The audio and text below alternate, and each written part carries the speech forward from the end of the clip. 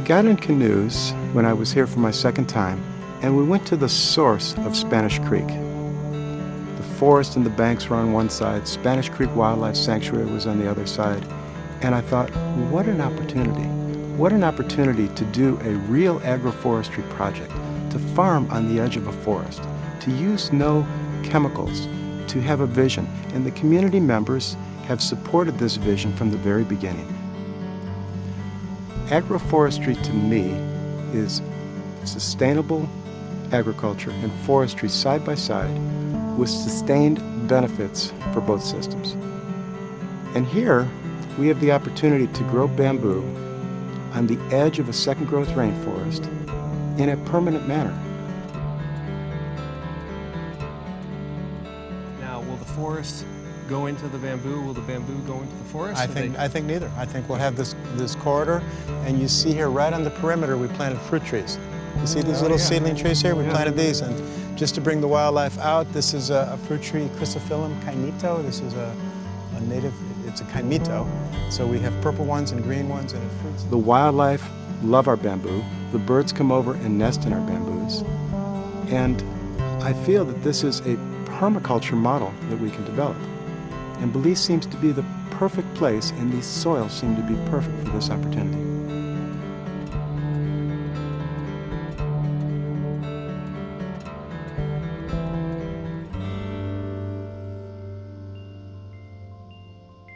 The whole goal of the farm, what we love and what drives it, is to become totally self-sustainable, to be off the grid, to be a closed loop. So we're growing all of our animal feed, we're starting to grow all of our own food. Our electricity is from solar panels and our water is from the rain, and it's just a really cool thing. And then to bring in the community and bring in people from all over the world to help with that. And then they can take away from it, you know, as they leave, they leave with new ideas, and they also come with new ideas. Everybody that visits kind of has the same drive. So it's cool to have everybody in with something new to add to the farm. So it's always evolving. It's a really cool thing.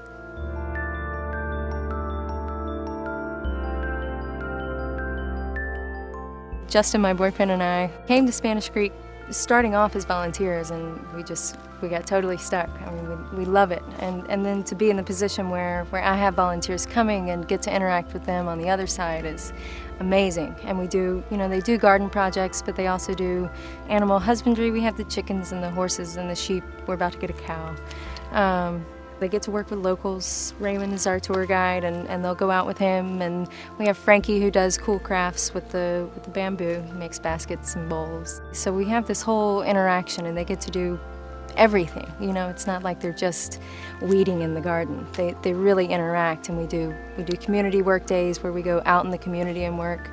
So it's a really well-rounded experience. And then they have plenty of downtime to just enjoy the farm. There's a swimming hole and canoes and the horses. So it's a well-rounded program, I think.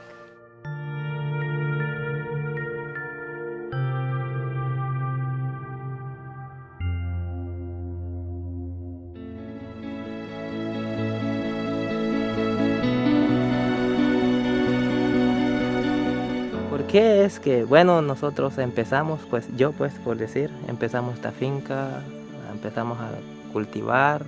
Bueno, ahorita puedo ver todo lo que hemos sembrado y pues me gusta, es una buena tierra. Y todo lo que sembramos crece muy bonito y por eso es el amor que tengo de trabajar aquí más. ¿Sí?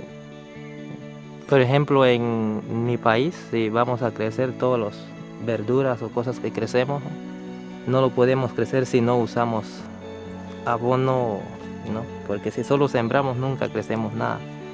Se tiene que usar muchas químicas y todo, y en cambio aquí no, aquí solo siembras y ya, lo cuidas un poquito y ya tienes.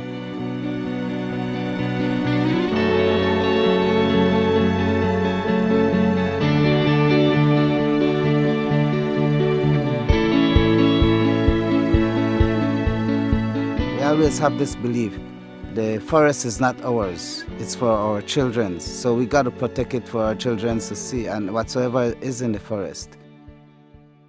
We had some people coming all the way from the northern district, Corozal, coming out here, going up creek and camping, killing out the animals. That's the time when we, the villagers of Rancho Dolores, decided to put the land on conservation. So we put like 5,985 acres of land on conservation. Up to now, it doesn't have as much hunters as we used to have.